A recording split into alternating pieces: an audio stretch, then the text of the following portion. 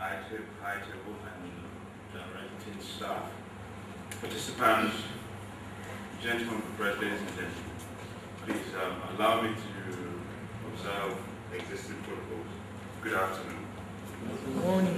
First, I must apologize because I was actually meant to deliver this lecture yesterday, but I had been invited by Buckingham University in England to deliver a lecture by the Vice Chancellor of that university on Monday night. So I had to shift this for today, so I apologize for that. Well, I really don't know. I think our guy here really delivered the lecture, so I really don't know what else I can add to what he has said. But I will give it a shot.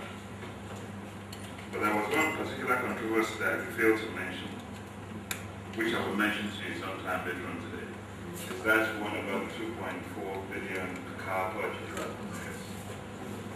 I'm sure you'd like to have my own. I've never spoken on that issue publicly, but I don't mind speaking today on it. Right, I am honored to be invited by the Department of State Services to make a presentation on the topic towards effective budgetary provisions for the realization of security component of the 7-point agenda. To begin with, I would like to note that the topic you assigned to me is that against the contemporary need to protect life and property, attract investment, and boost the economy, create employment, and enthrone an enduring and sustainable democratic culture in Nigeria. The topic is most germane to the reform programs that all the stakeholders in the new vision of Project Nigeria have clearly and resolutely committed themselves to. It is gratifying to note that the Department of State Services is setting the agenda through the Institute of Security Studies in the strive to harness the roles of respective stakeholders in our current democratic process. It is therefore my pleasure to share ideas, share insights, and experiences with participants in this course who are senior level officials of the Department of State Service and the equivalents from the Nigerian Police, Defense, Intelligence Agency, National Intelligence Agency, Paramilitary Services, and strategic federal establishments, including prisons and customs and the rest of it. This presentation will therefore dwell on some issues that are security related, and it is also my expectation that we will be able to prefer solutions with such to surmount many challenges that confront our nation, our sub-region, Africa, continent, and the world. Mr. Chairman, distinguished ladies and gentlemen, may I crave your indulgence to proceed from the angle of asking what is the essence of state?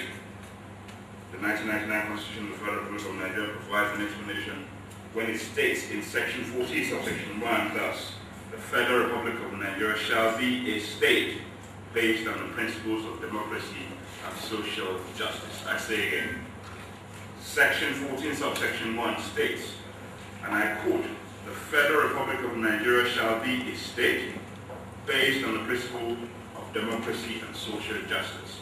Section 14, subsection 2 of the same Constitution makes the following clarifications: that it is hereby accordingly declared that A. Sovereignty belongs to the people of Nigeria, from whom government through this Constitution derives all its powers and authority. Sovereignty belongs to the people of Nigeria, from whom government through this Constitution derives all its powers and authority. And then focusing on the purpose of this important lecture, the same Constitution declares in Section 40, subsection 2, Part B, thus, and I quote, the security and welfare of the people shall be the primary purpose of government, unquote.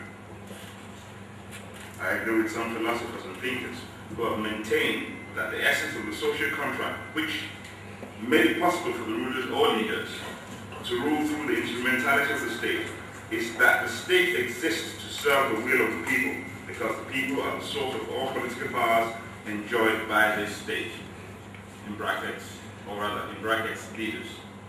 Serving the people who are the source of power is critical because they can choose to give or withhold it, for they are not, if they are not satisfied with the performance of the state represented by the elected or appointed officials.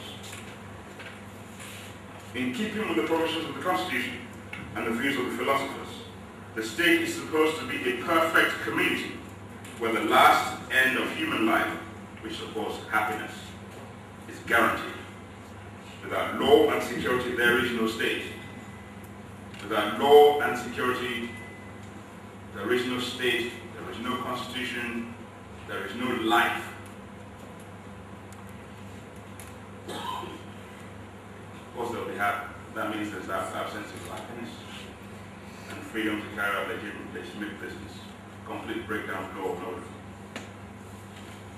When a nation or community degenerates to that level, the result is obvious because the essence of the state will come to zero and lawlessness and insecurity will take over.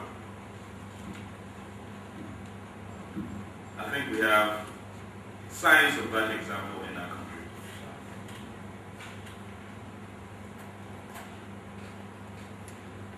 In Kaduna, when I made this statement, I also mentioned Anambra State. And I felt that as leaders, were being exceedingly unfair to that state. And I asked that where are those Nigerians of Anambra extraction who have made their name through Nigeria, like Professor Chinachi, Chifemeka Nyako, Dr. Alex Ekwemba? How come they're silent as leaders of international review when Anambra burns? Well, I must confess that sometime last week I got a letter from Professor Chinachi inviting me to Brown University in Rhode Island, Boston, Massachusetts, United States, to come and dialogue with a panel of international, reputable professors and so on about Anambra State, about Niger Delta, about Nigeria, and about Africa. That is the kind of challenge we require to begin to prefer solutions to our problem. So I'm exceedingly honored by those leaders that I mentioned and are rising up to the fact and occasion to solve the problem of our country. In keeping with the same provisions, when a nation or a community degenerates to that level of anarchy, the result is obvious because the essence of the state will come to zero and lawlessness and insecurity will take over. Basically, for a state to exist and expect compliance and obedience with the law from its citizens, the state must be able to demonstrate that it has the capabilities to provide for, I quote again, according to the Constitution, Section 40, Subsection 2, Part B, that the security and welfare of the people who have already transferred their right of self-defense, they have already transferred their right of self-defense and protection to the state in consideration that the society or the state will protect them adequately and effectively. I know a state in Nigeria this year that the government of that state mobilized all manner of thugs to hold the representative of the people of that state, House of Assembly, hostage.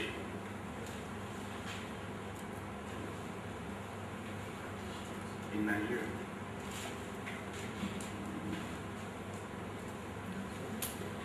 Of course, I also have my own experience in the National Assembly. That if not for the State Security Service, the House of Representatives would have been brought down to its knees.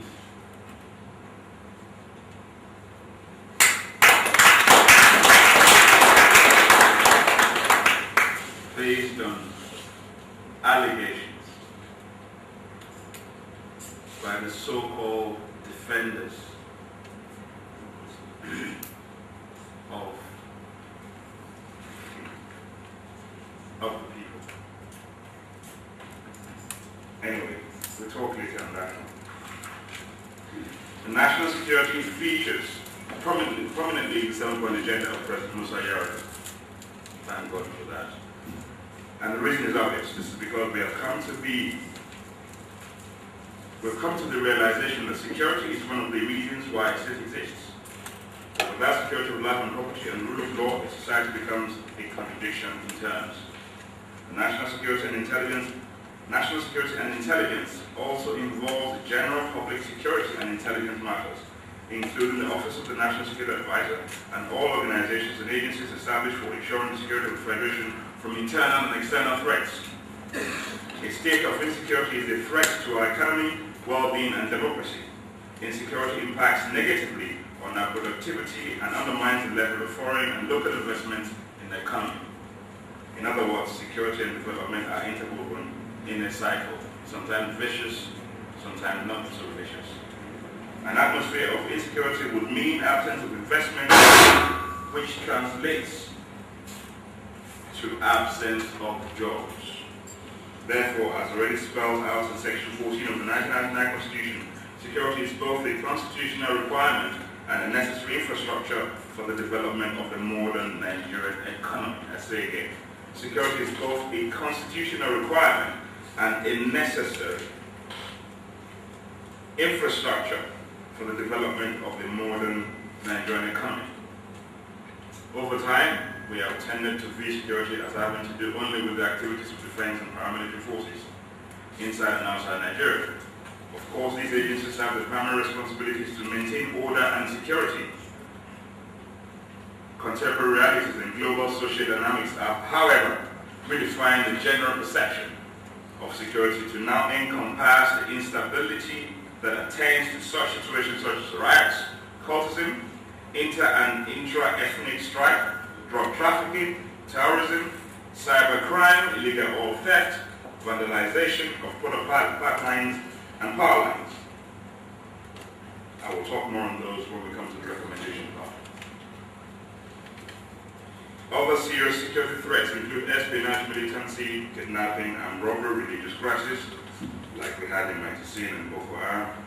Investigations by different government agencies have revealed that this disturbing security situation has almost got out of control due to the failure of proper intelligence gathering and processing. And where that intelligence gathering was proper and processed, those in charge of taking such decisions may have or might have not taken those decisions on time. Every year, the National Assembly receives the appropriation bill from the executive. It reviews it, it deliberates upon it, and passes it into an appropriation act, and the President signs on it. Apart from the appropriation bill, the National Assembly receives many of the executive bills, as well as members' bills, which after due debate are passed and accepted by the President to make them the acts of our National Assembly. Specifically, Section 80(3) of the National Constitution states, no monies shall be withdrawn from any public fund of the Federation other than the Consolidated Revenue Fund of the Federation, unless the issue of those monies has been authorized by an act of the National Assembly.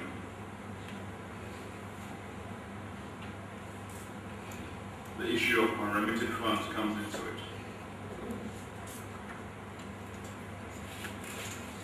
In passing the Act, that is the Appropriation Act, the National Assembly usually estimates the revenue and expenses and ensures that what the budget expects to achieve for the overall security and well-being of citizens are clearly specified. Section 81, subsection 1 of the 1999 Constitution states, and I quote, the President shall cause to be prepared and laid before each House of the National Assembly at any time in each financial year estimates of revenues and expenditure of the Federation for the next following financial year. Some of us are aware of what we call pick-ups. Quite a few things are going on over there. Anyway, clearly, the effect of this provision indicates that it is indisputable that it is the National Assembly of the Federal Republic of Nigeria that is empowered by the Constitution to appropriate funds for all necessary actions needed for the state to achieve its objectives. Of course, the National Assembly, being allowed to its constitutional powers, has responded to the above serious security situations through a paradigm shift in budgetary provisions for security agencies and organizations through a hefty increase of about 177% in 2009 alone.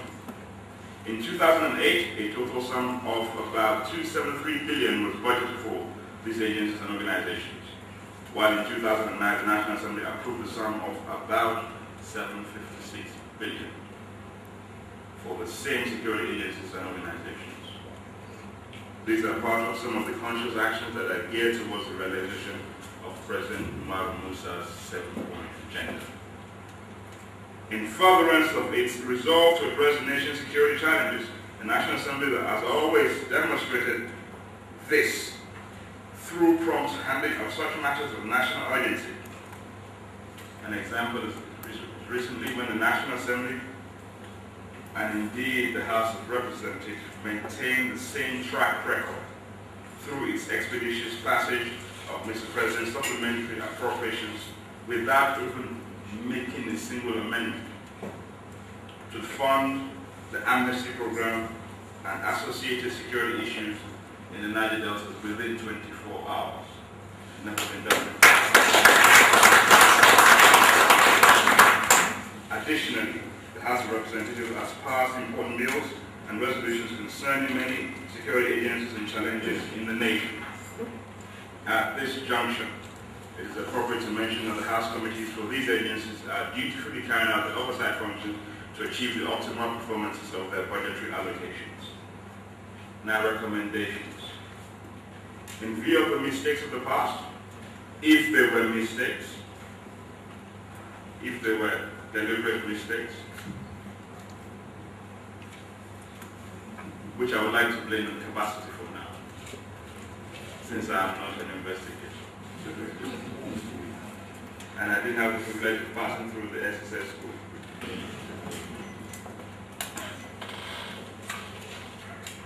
In view of the mistakes of the past and the dynamics and sophistication of security challenges locally and internationally, it is strongly recommended that integrative approach should be adopted by security agencies through the creation of necessary security infrastructure. Now,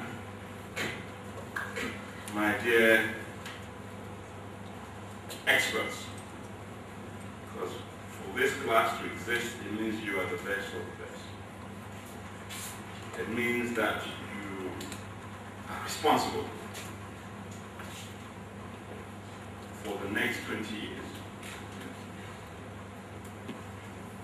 It means that what you put together will determine, given all the mistakes you made in the past, what the next 20 years will be like. It means that you're also culpable, just like we are, for the mistakes of the past. But it is a conscious decision that you must make, whether or not we are going to move forward.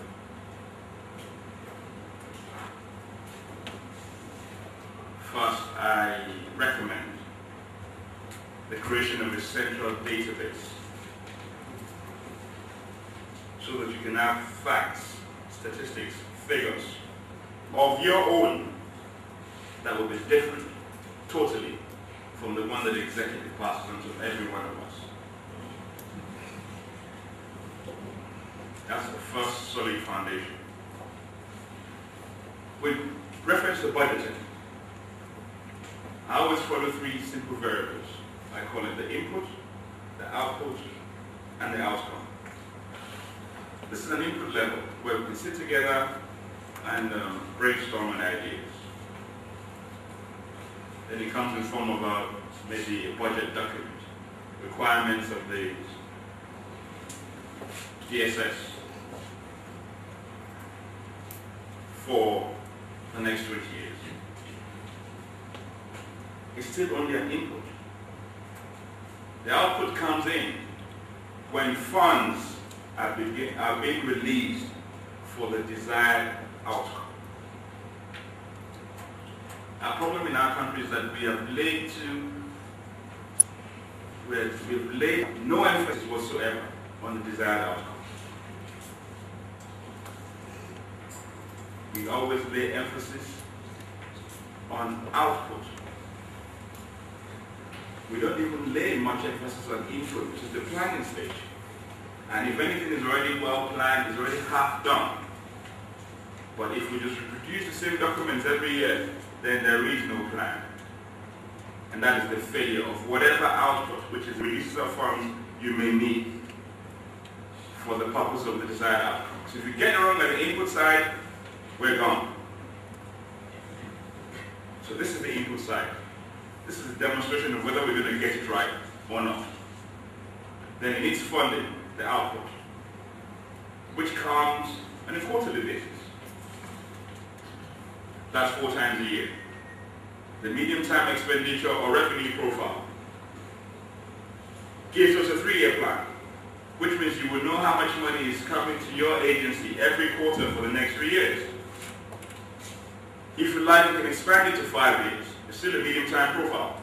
If you roll it 3 times, you get to 2020. So you have an idea of what Nigeria will be by 2020 as far as the 7-point agenda is concerned, as far as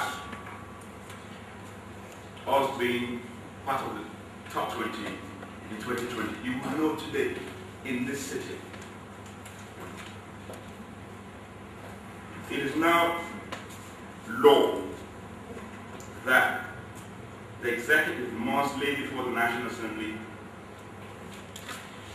what we call the medium-term expenditure revenue profile as a direct result of fiscal responsibility bill passed into law last session. What that gives us is if you begin to make any mistakes, if the releases are not done, that is, the output is not complied with, in the first quarter, second quarter, you will see it because the targets will not be met.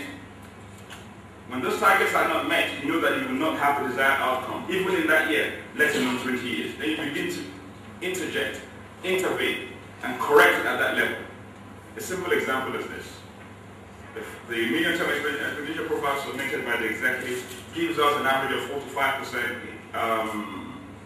development rate, if you like, economic development, 45%. Now, if we go by 45% of today's indices, by 2020, it will get us somewhere, but it will not get us in the top 2020. Because you have nations in the top 20, like Turkey, Belgium, who in their nation are increasing by maybe 2 or 3%, but the 2 or 3% of their economy is about 1,000% of ours.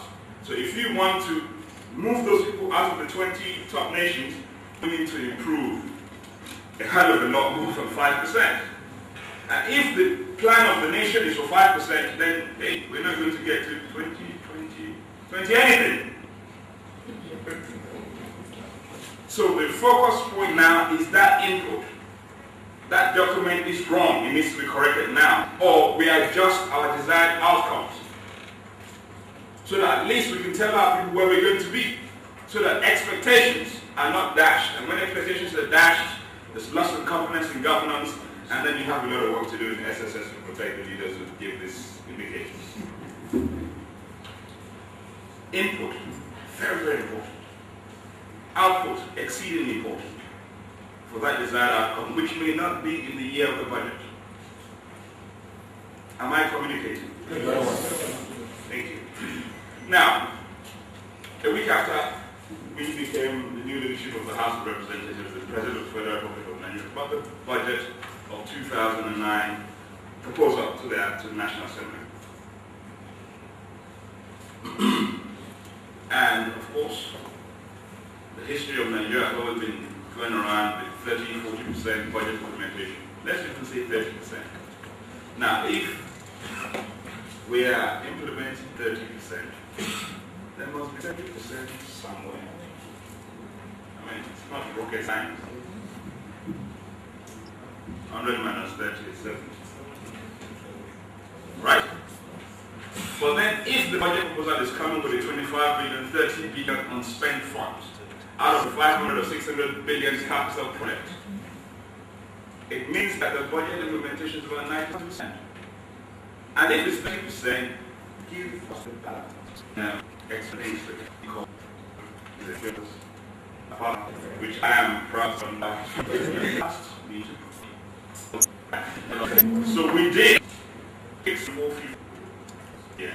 In fact, just asking questions to secure the problem. In any case, the president in October 2008, the president, before he brought the question, that there is a possibility of 300 to 350 unspent funds. It has now become a norm. We face. What the highest level for those who know that apparently stage is what about the rest of antidote, which has been totally unfair and that's the economics and intelligence part. I'm sure by questions, and I would like, whether in camera or not, or in practice, measures were put in place or could be put in place to stop such leakages, because those are security issues. A year is not to the Federation.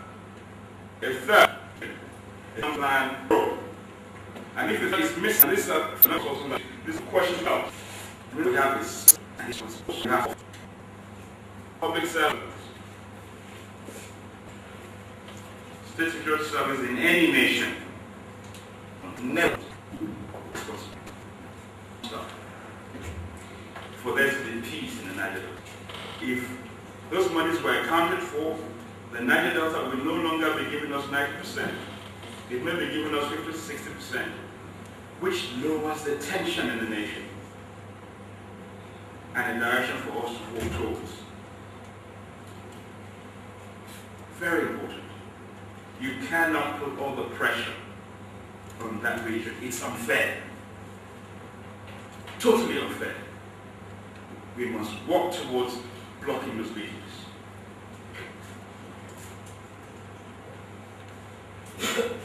We've managed to solve the problem with spend funds. We've managed to solve the problem of releases. That is, for example, like I said, as my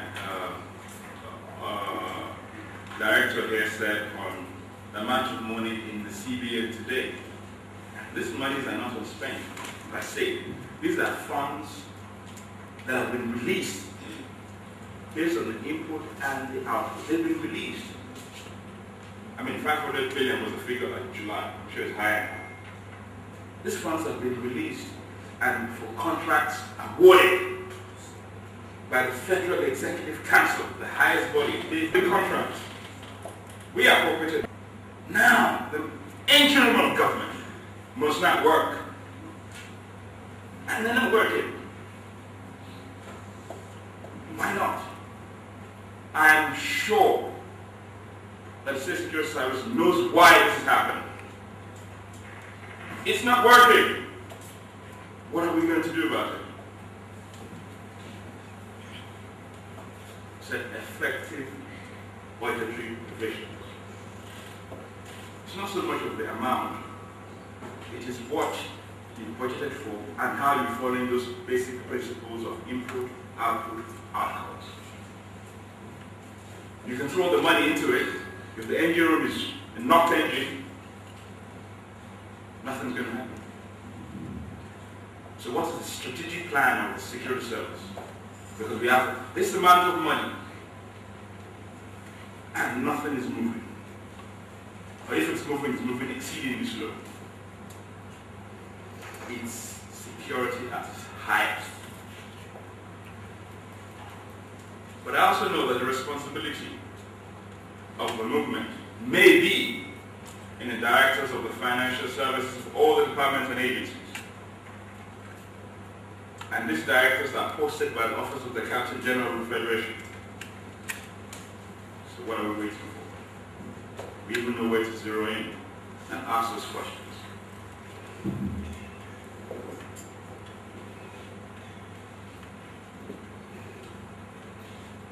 My dear co-sponsors. The second recommendation that we want is the sharing of information on criminals and suspicious activities by different intelligence agencies and organizations. Now, I think you need to now go ballistic. You need to move out of your Nigeria and move out into Africa. You need to move out of your Africa and move out into Sub-Saharan. You need to move out into global economic intelligence right now. Because if Nigeria is the sixth highest producer in OPEC, state security services has to ensure that either we remain or we get higher and we use those funds accordingly, because it's a security issue. Now, apparently, we bunker as much as we produce oil in the Niger Delta. So if we produce $5 billion a year, apparently bunkering also equals $5 billion a year. What that means is that if the oil reserve would end in 50 years, would end in 100 years, very going it will end in 50 years. That is a security issue. You have the political will to make these challenges. When I say go, the state security saying you can seize the vessel. Those vessels are out there, and just like you, and those guys who are making life hell for all of us, may not have a buyer for the product. And we can begin to concentrate more on the development of the Niger Delta, because it is the peaceful way for the development of Nigeria. Training and retraining of security personnel and employment of IC funds, like I've said, and tracking this criminal and other dangers in society. I mean, I must do the results.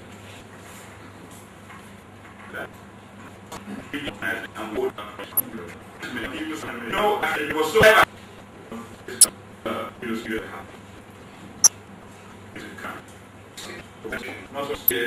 almost destroyed every other country. And when we get into a situation forces. Now, when the military takes over, anybody else who carries a weapon is an enemy. And we take them out. And that's what happened to the Nigerian police force. And various other organizations. We know all this. But it's been 10 years of uninterrupted democracy.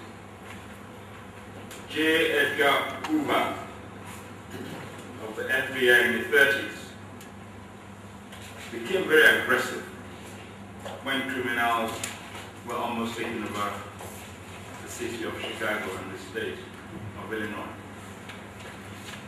And he began to ask for more money, appropriately, by facing the Senate Committee. When these monies were not given to him, he went public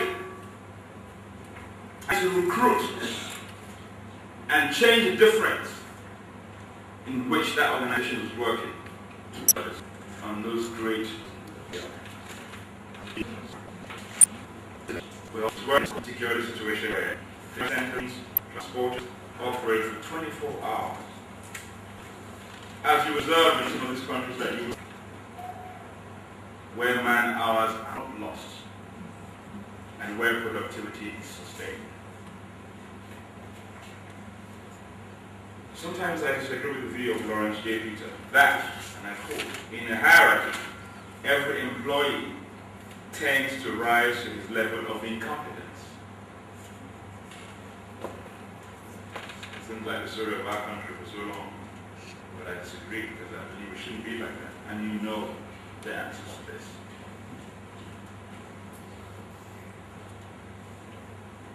However, with the comments of our security personnel, given the situation that you find yourself in, you've accomplished some incredible things. I'm convinced that a lot of them, that is a lot of us here, need opportunities and challenges to achieve our summit competence. You have always proved these foreign assignments. You have all the awards when you go on United Nations assignment and the rest of it. Outstanding performances. Why not here? Thank you for listening.